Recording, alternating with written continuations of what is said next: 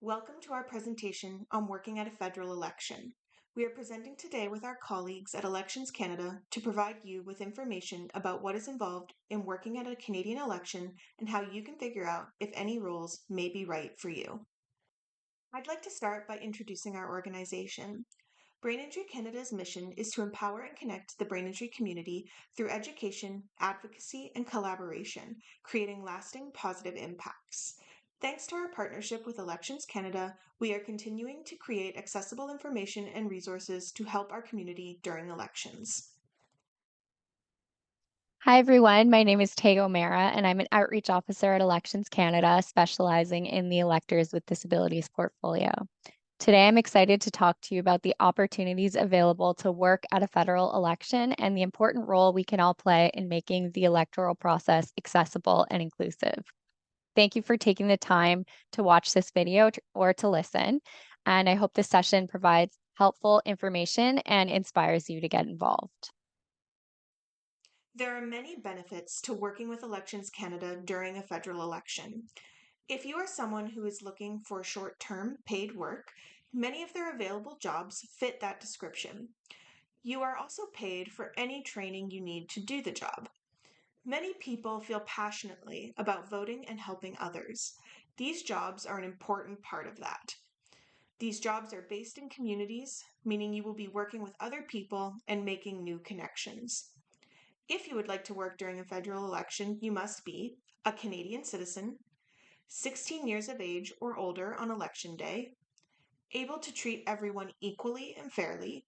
This means you can't discuss your own political views or try to tell other people who to vote for.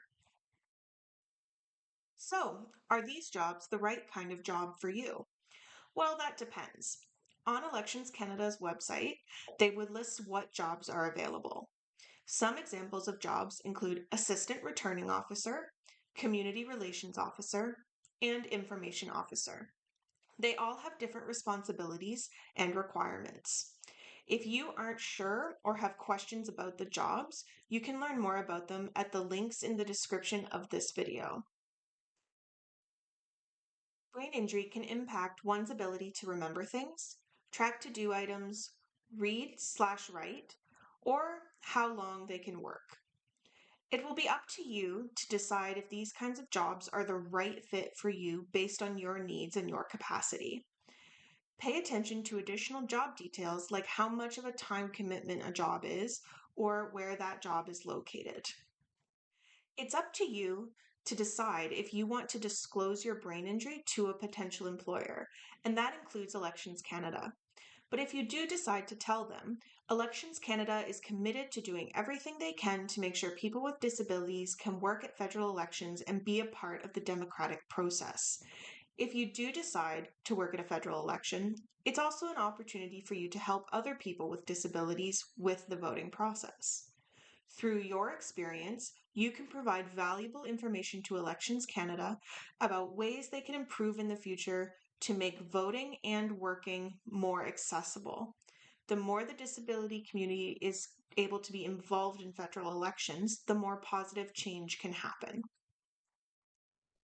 There are different ways to work at a federal election, and the type of job you do depends on whether you're working at a local Elections Canada office or a polling place.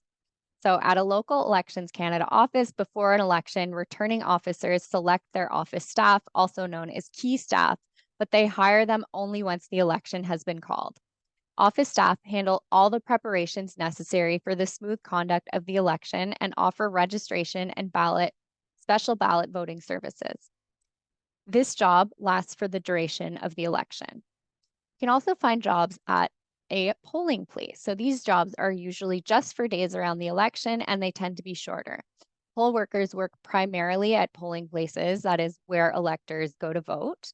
And various positions are available from the deputy returning officer who handles the ballots to the information officer who directs electors to the appropriate table.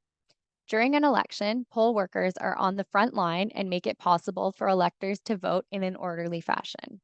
There's a work description and pay rate for each position on our website. The pay rate is around $17 to $33 depending on which position, but the pay rate is also subject to change.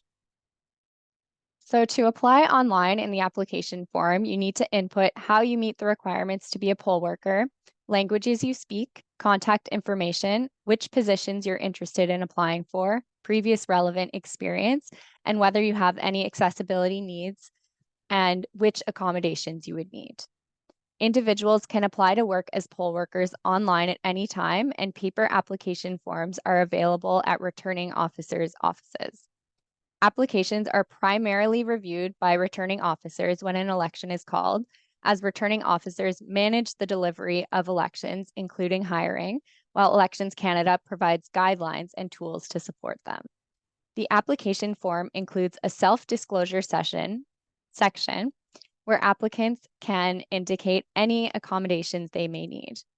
In general, the interview process is short and informal since there are a large number of poll workers hired, around 8,000, within a tight deadline, remembering that time must be allocated for training.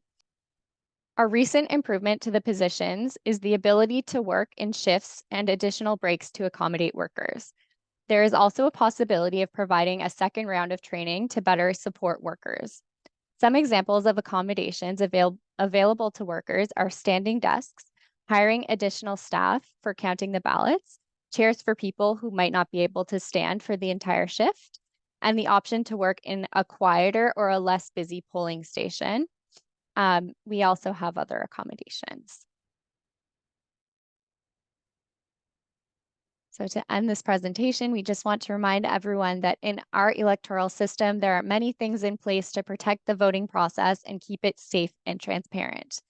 Election workers have a part to play in ensuring that electoral security measures are followed.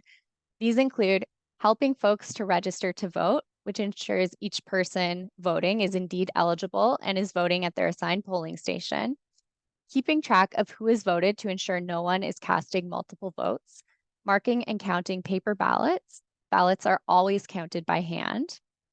Ensuring voter privacy, including making sure everyone's vote is kept secret and only essential information is kept on hand.